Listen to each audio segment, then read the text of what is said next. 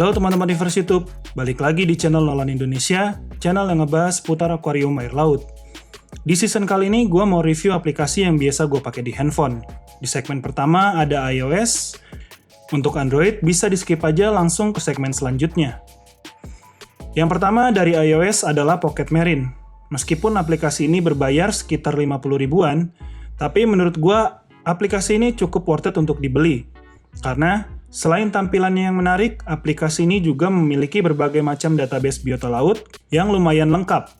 Seperti contohnya yang pertama ini ada hitchhikers atau hama yang umum dijumpai di akuarium laut.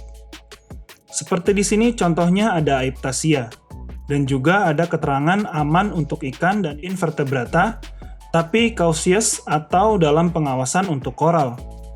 Lalu ada Bristol worm, yang di sini statusnya untuk ikan dan invert perlu dalam pengawasan tapi aman untuk koral.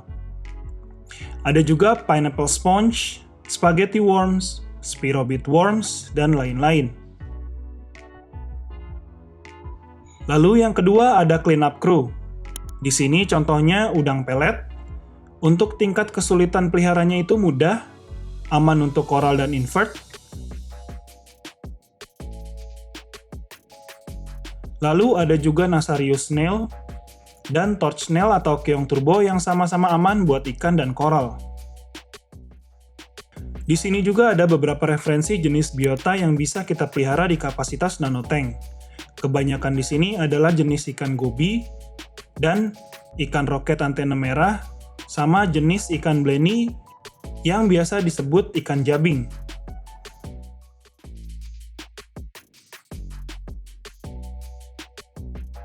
Terus ada sand shifters atau biota yang suka main di pasir. Kayak di sini ada bintang laut pasir, Nasarius snail, dan ada beberapa jenis ikan gobi juga.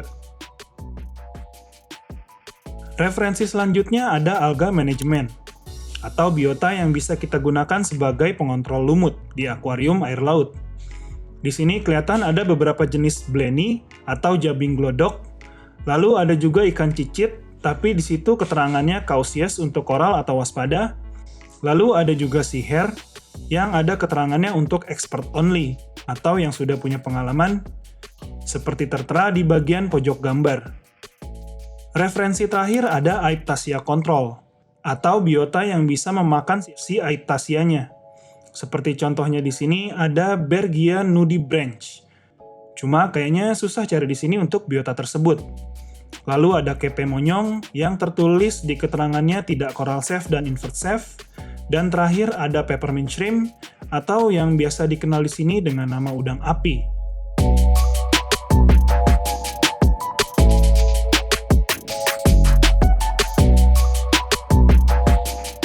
Balik lagi ke menu home, selain ada beberapa referensi yang tadi udah di-review, di app ini juga ada database ikan laut, invertebrata, koral yang biasa kita temukan di marine store pada umumnya. Lalu ada juga fitur untuk merekam semua tes parameter air, biota yang kita punya, kapan water change, catatan maintenance, compatibility, dan kalkulator untuk menghitung segala sesuatu yang berkaitan dengan reef tank. Di sini gue kasih contoh bikin database akuarium reef tank kita. Klik my tanks-nya, dan di sini kelihatan detail spesifikasi nano reef tank gue yang udah berjalan 162 hari atau sekitar 5 bulan lebih. Terus kalau gue klik nano reef tank-nya, akan masuk ke menu edit yang infonya udah gue masukin sebelumnya. Kita bisa isi kolom-kolom tersebut sesuai dengan spesifikasi reef tank dan peralatan apa aja yang udah kita pakai. Kalau mau bikin detail tank baru, bisa klik tanda plus yang ada di atas, terus kita masukin detail-detailnya. Di sini gue masukin sebagai contoh aja micro reef tank gue. Mulai dari filtrasinya, pompa, serta ukuran dan berapa banyak volume air yang gue pakai. Setelah selesai, tinggal klik tanda checklist dan dia akan otomatis simpan dan akan muncul di menu home akuariumnya.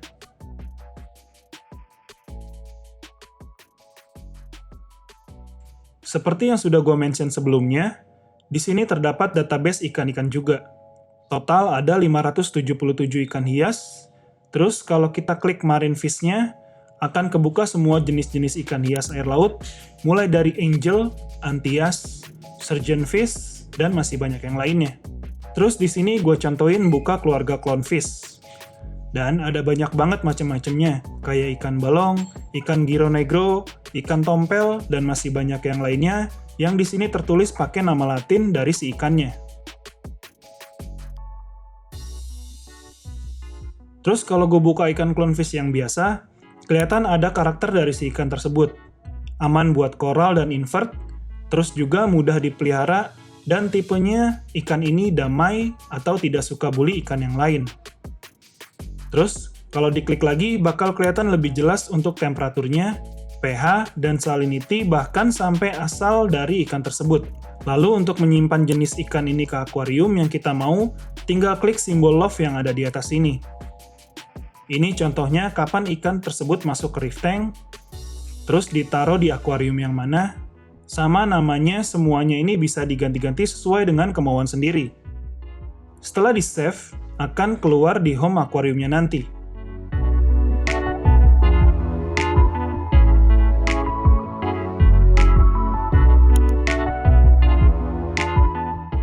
Dan ini dia adalah data ikan-ikan yang ada di aplikasi ini. Cukup lengkap sampai data kuda laut pun ada di sini. Lanjut ke invertebrata. Di sini ada berbagai macam jenis anemon, kerang, kepiting, udang, keong-keongan, bintang laut, sampai manggisan juga ada. Gua buka bagian anemonnya, dan kelihatan di sini ada beberapa anemon yang sering kita lihat di toko akuarium seperti anemon jagung, anemon karpet, anemon model, dan anemon yang lainnya. Kalau dibuka bakal kelihatan karakter dari anemonnya ini. Contoh, anemon jagung ini butuh arus kencang, perawatannya medium, dan temperamennya semi-agresif. Atau mungkin sering pindah-pindah atau stingnya kuat kali ya. Terus kalau anemon karpet, di sini sama aja, semi-agresif juga, dan perawatannya menurut si app ini. Balik lagi ke menu depan, di sini ada berbagai jenis koral. Ini contohnya yang gue buka ke bagian bubble koral atau karang cendol.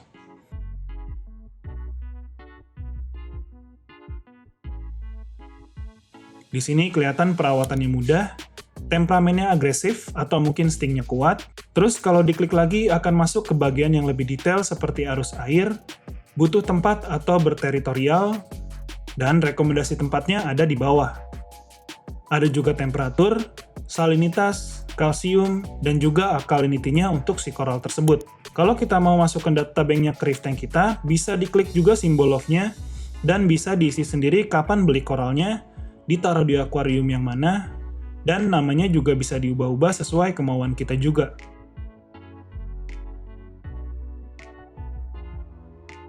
Lalu, kita juga bisa pilih foto koral yang ada di akuarium sebagai thumbnail database di aplikasi akuarium ini. Selain LPS, ada juga beberapa jenis koral yang lainnya seperti non-fotosintetik atau NPS koral, ada SPS koral, dan ada soft koral juga seperti contohnya yang lagi gue buka ini yaitu Green Star Polyp atau GSP.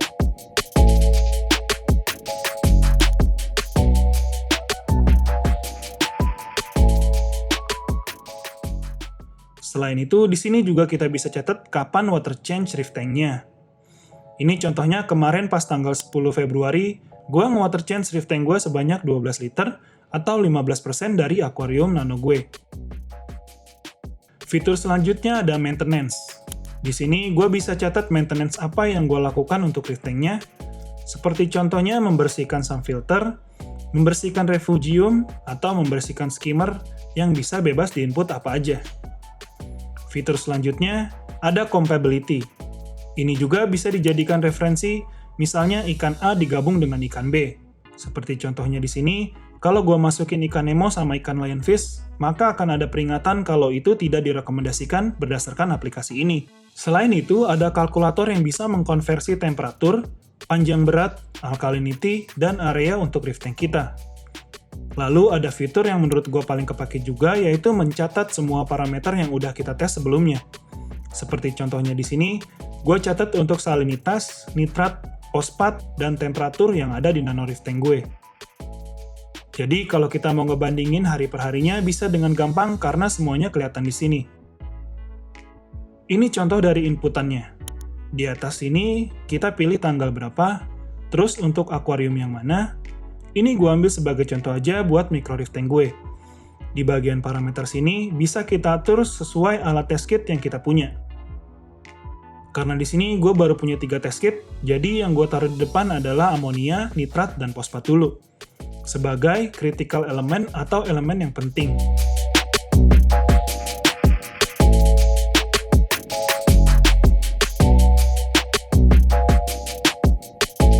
Selain itu, untuk kalsium, magnesium, alkalinity juga sudah disediakan oleh aplikasi ini. Ditambah lagi ada fitur grafik kayak gini, yang pastinya bakal ngemudahin kita buat lihat parameternya dari hari ke hari.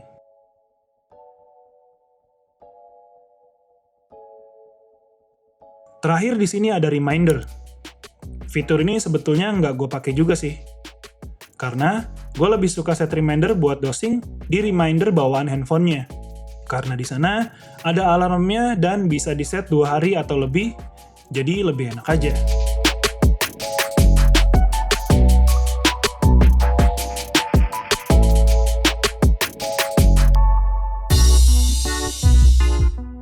Itu tadi semua fitur yang ada di aplikasi Pocket Marine ini, dan ini semua biota-biota yang udah gue record ke dalam aplikasi ini. Mulai dari koral-koralnya, sampai ikan-ikannya udah gue masukin semua, supaya tercatat dan juga kelihatan usia dari koral-koral dan ikan-ikannya. Semoga video ini bisa memberikan referensi untuk teman-teman reviewers YouTube sebelum membeli aplikasinya.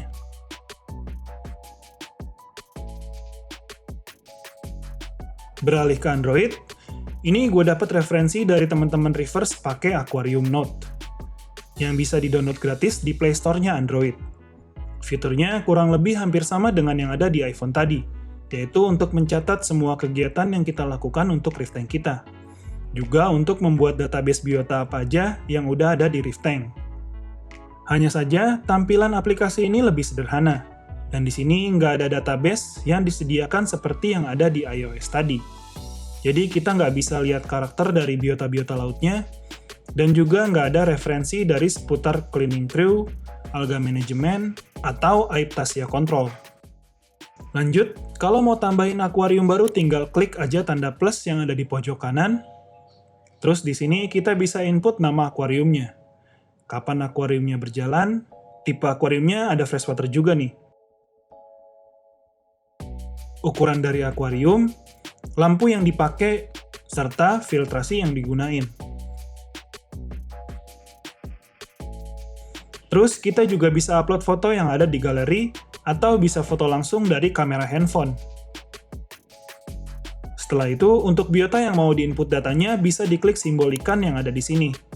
Ini gue ambil sebagai contoh aja, inputnya ada ikan clownfish, kapan dimasukkan ke dalam akuariumnya, terus akuarium mana yang dipakai, jumlahnya berapa, sampai ada jenis kelaminnya juga. Kalau udah, bisa langsung di-save dan nantinya kelihatan usia dari biota yang udah diinput barusan. Terus kalau kita klik simbol bohlam yang ada di menu sini, kita bisa input barang-barang apa aja yang digunain untuk reef tank-nya. Seperti contohnya di sini gue masukin lampu. Terus bisa dikasih harga juga biar nggak lupa kalau ada yang nanya nanti.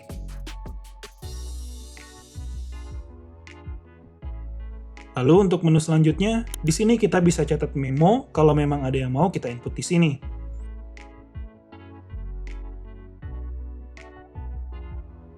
Selain itu, di sini juga ada fitur expense yang misalnya diklik, nantinya bakal dijumlahin seluruh pengeluaran peralatan yang udah dibeli untuk akuariumnya. Sama seperti di iOS, di sini juga punya fitur yang menurut gue penting, yaitu mencatat tes parameter di akuarium ini.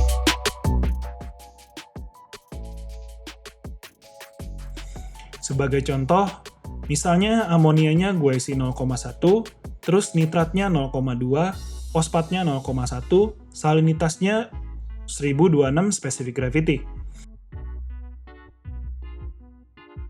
Nah, nanti bakal kelihatan angka yang tidak sesuai itu akan merah seperti angka di salinitasnya. Lalu fitur selanjutnya ada reminder. Seperti reminder pada umumnya, fitur ini bisa kita pakai buat ngingetin dosing, water change, atau top up air, atau yang lainnya juga. Selain itu, di fitur terakhir ini ada pilihan tools yang di dalamnya terdapat wishlist, volume akuarium, warna dari tes parameter, dosing, dan CO2. Ini contohnya gue buka wishlist dan gue isi pasir Karibsea, bisa disertai juga dengan harganya supaya gue keingetan terus. Lalu yang kedua ada urutan warna yang bisa dipakai supaya tes parameternya lebih akurat. Ini bisa kita ambil sampel foto dari tes yang udah kita lakuin, dan nantinya panah ini bisa diarahin ke warna test kit biar lebih akurat. Dan di sini juga bisa kita atur untuk batas parameter airnya yang kita inginkan. Sampai di sini dulu untuk video kali ini. Semoga video ini bisa memberikan referensi untuk teman-teman reverse dalam memilih aplikasi untuk akuarium air laut. Apabila ada kesalahan informasi, bisa dikoreksi di dalam komentar. Terima kasih telah menonton. Happy reefings and see you in next episode. Cheers!